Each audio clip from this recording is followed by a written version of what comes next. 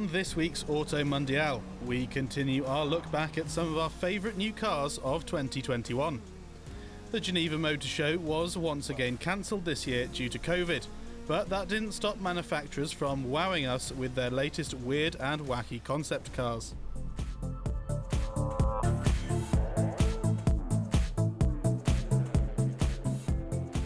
Mini started us off in January with a strange digital design study called the Vision URBANAUT.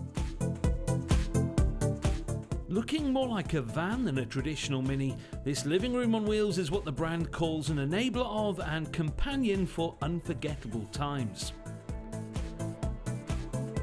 It was a fun digitally animated render of a car we thought we'd never see nor hear of again. Now though, they've actually built one. At just under 4.5 metres long, the Vision URBANAUT is a spacious living room on wheels for a future where cars drive themselves.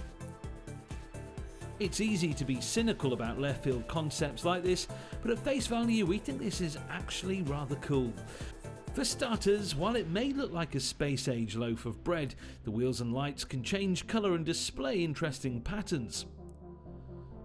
But it's on the inside where the URBANAUT really shines. Open the sliding door and you're greeted by the sort of space usually found in architects' digital portfolios, with a frameless circular screen that doubles as a lamp and some very stylish modern furniture.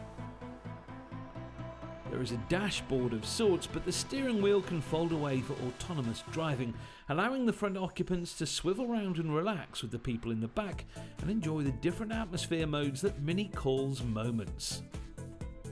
The Gen Z occupants can choose between chill, vibe and wanderlust, each bathing the cabin with mood lighting and different fragrances. The Vision URBANAUT is undeniably a fun thing, but something that is a long way from ever even being considered for production.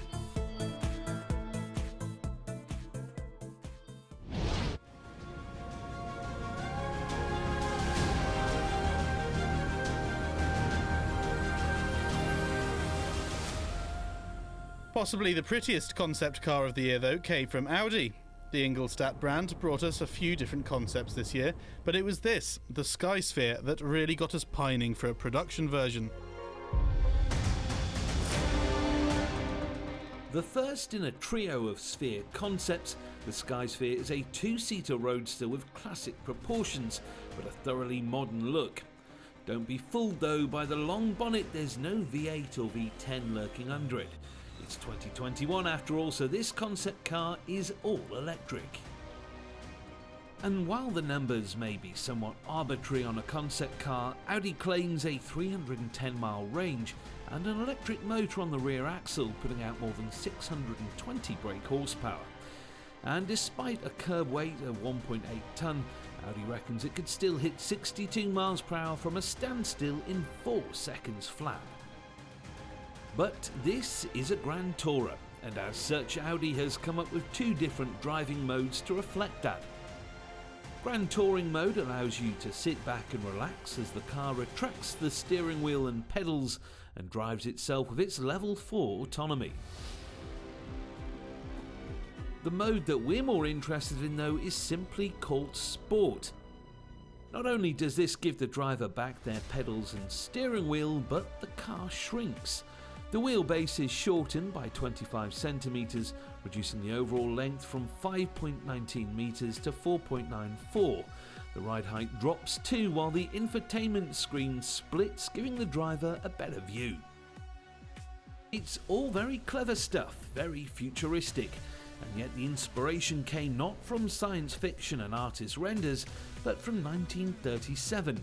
Designers looked back to the Porsche 853 and took inspiration from its quintessential long bonnet, with the small but luxurious cabin tucked away towards the rear.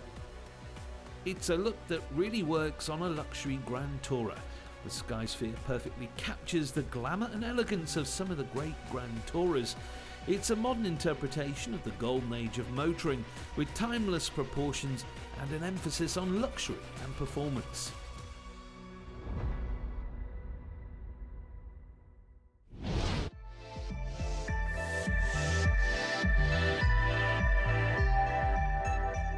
Something perhaps a little less timeless is this, BMW's latest concept.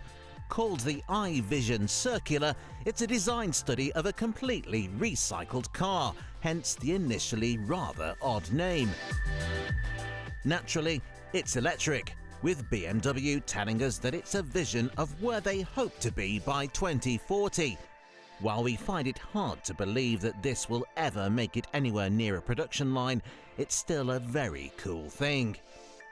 BMW's iconic kidney grilles have been mimicked at the front end with incorporated lighting, with similar hashed lights at the rear.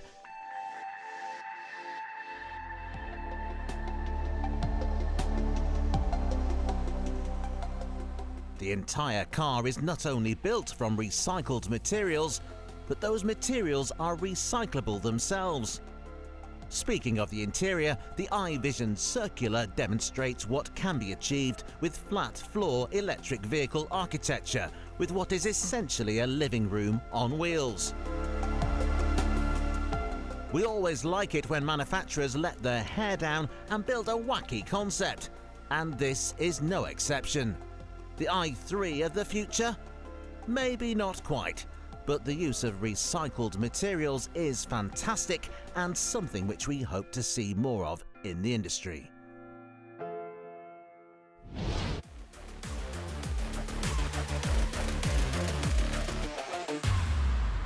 However, there was one concept car that was brought to life this year.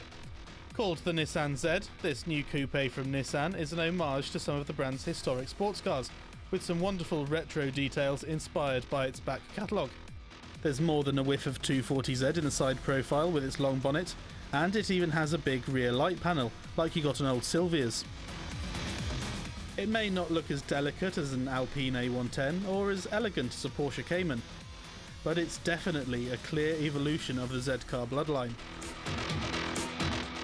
We first saw the concept of this car last year with the Z Proto, and this production-ready car is delightfully similar. There are only a few minor changes, like the addition of a rear spoiler and some different badges. But the new Z isn't just a pretty face. The elegant bodywork has been sculpted with aerodynamics and downforce in mind. That subtle rear spoiler eliminates rear-end lift, while the front splitter was developed from GTR data. Powering the Nissan is a twin turbocharged 3-litre V6, producing a meaty 400 brake horsepower. Best of all though, it comes with a proper manual gearbox and 3 pedals, as a sports car should. Nissan says the whole car is stiffer, sharper and more agile than the old 370, while the top spec Z Performance model comes with a limited slip diff to really liven things up in the corners. The interior is far from revolutionary, but it comes with everything you need, and there are some wonderfully bright and quirky colour combos to choose from. Just look at the blue leather in this one. There is, however, a bit of bad news. It won't be coming to Europe. The Renault-Nissan alliance already makes the superb Alpine A110, and the costs of bringing another sports car to market over here would be huge. The things that make the Z so appealing, the manual gearbox, the big engine, etc., are exactly what makes it so tricky to homologate in Europe. For now then, we'll have to make do with our current crop of sports cars. But with 718s, Alpines, Supras and Z4s, that doesn't sound like much of a hardship to us.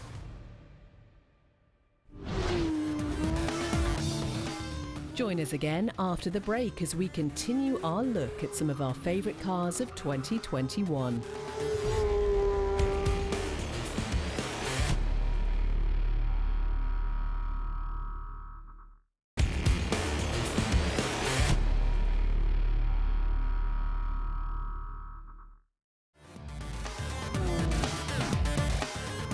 Welcome back to our rundown of this year's biggest new releases, and we kick off part 2 with a real motoring icon.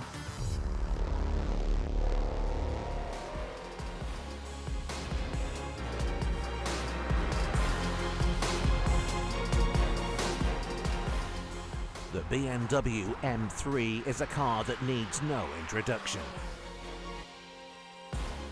For decades now, it's been the benchmark performance saloon by which all others are measured. and now there's a new one. The regular 3 Series on which it's based is one of BMW's tamest current designs. It's classy and conservative, unlike the 2-door 4 Series which continues to polarise buyers with its challenging front grille. Sadly, BMW has decided to carry over the divisive front end to the new M3 as well as its 2-door sibling, the M4. Thankfully, the rest of the design is muscular, especially on the 4-door car that has more swollen wheel arches to house the meaty new rubber. Under the bonnet sits a BMW staple. A 3-litre straight 6, this time with 2 turbos producing 503 brake horsepower. Lower output cars will be available in other markets, but here in the UK, the full-fat competition model is the only option. Despite its massive amounts of power though, at first glance the M3 recipe seems to have been tainted. For starters, there will be an all-wheel drive option, something we never expected to find on BMW's tail-happy compact saloon. And then there's the weight, now up to 1,800 kilos in certain specs. However, with that muscular twin-turbo engine up front, this is the quickest M3 yet. With 0 to 62 miles per hour dealt with in just 3.9 seconds, onto a limited top speed of 155. And the M3 wasn't the only German performance legend reborn in 2021. The Porsche 911 has always been a great sports car, one for those who put the driving experience before all else when buying a car.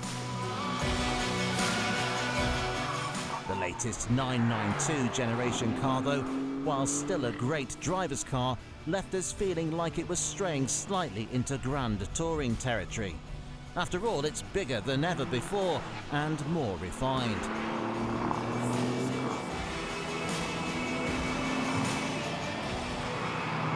So then, it seems that this, the all-new GT3, has a bigger gap in the range to fill the normal. First though, a bit of a history lesson.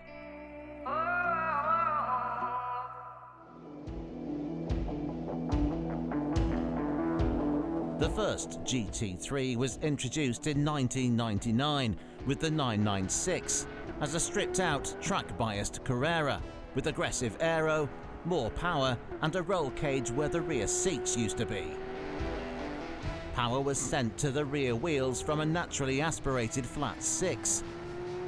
It was a homologation car to allow the 911 to go racing, but it clung onto just enough creature comforts to make it perfectly usable on the road.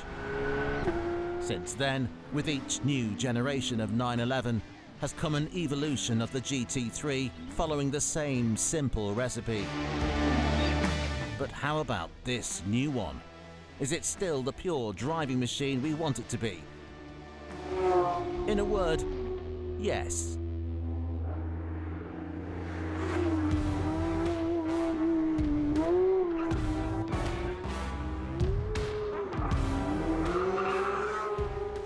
The new Carrera may be a bit more grown up these days, but the GT3 is still built to thrill. It's easy to spot thanks to its deep front splitter, vented bonnet and simply enormous rear wing. This being the biggest 911 to date, this new GT3 is heavier than the old car. Remarkably though, just 5 kilos heavier. With the PDK transmission, the GT3 weighs in at just 1,435 kilograms, and the weight-saving methods in place are deliciously nerdy. Various body panels are made out of carbon fibre reinforced plastic. The enormous alloy wheels are forged. There's a new lightweight exhaust system, and even the windows have been made out of thinner glass. This is the deeply impressive engineering we've come to expect from Porsche's GT department. But it's not just the weight they've been obsessing over. For the first time in 911 history, the GT3 now gets double front wishbone suspension inspired by the RSR racers.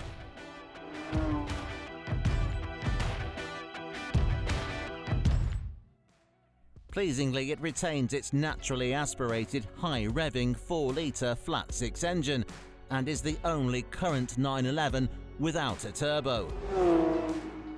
Buyers can choose between a 6-speed manual gearbox or a 7-speed PDK with paddles. Fitted with the latter, the 503 brake horsepower motor will propel the GT3 from 0 to 62 miles per hour in just 3.4 seconds with some launch control assistance.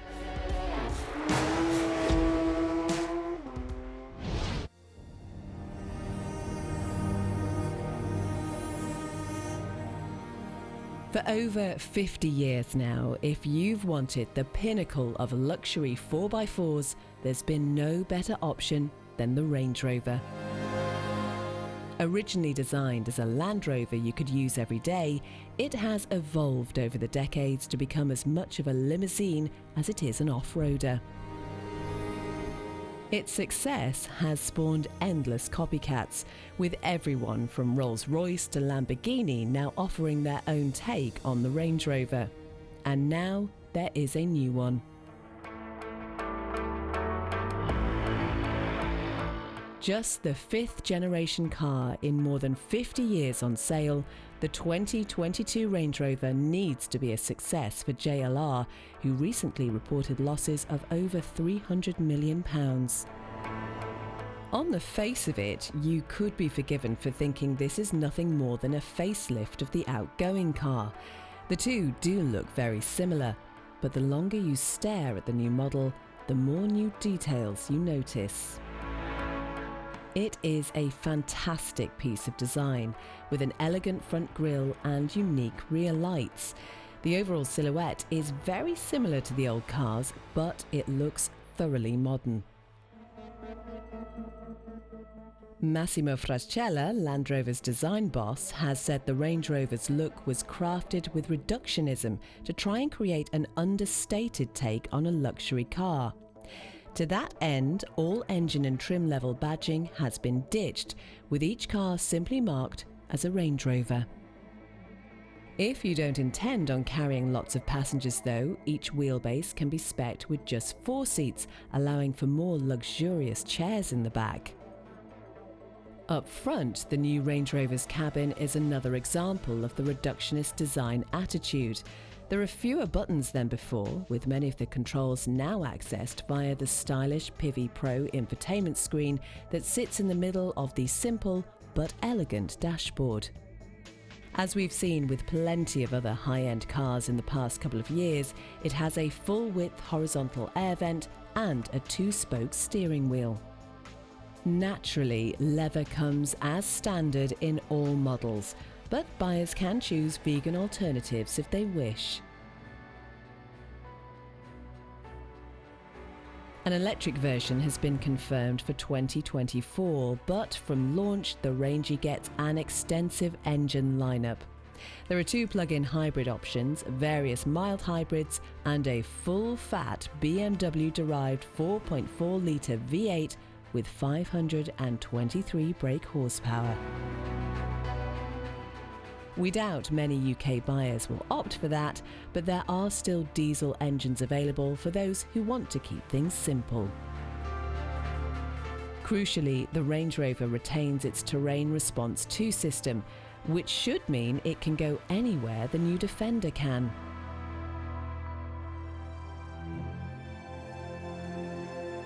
These days, however, the Range Rover isn't the most luxurious off-roader money can buy. This is the Bentley Bentayga, one of the most opulent cars money can buy. It may not quite have the mud-plugging abilities of the Range Rover, but its cabin is magnificent with stunning wood trims and endless customization options. It also has a hybrid option, while top spec cars get an enormous 626 brake horsepower W12 motor, which can propel the massive SUV from 0 to 62 in under 4 seconds, onto a top speed of 190 miles per hour. However, as impressive as it is, the Bentayga is pricey, making the £94,000 Range Rover seem almost like a bargain. At the end of its production run, the outgoing Range Rover is still a class leader. The new one then ought to set a new benchmark.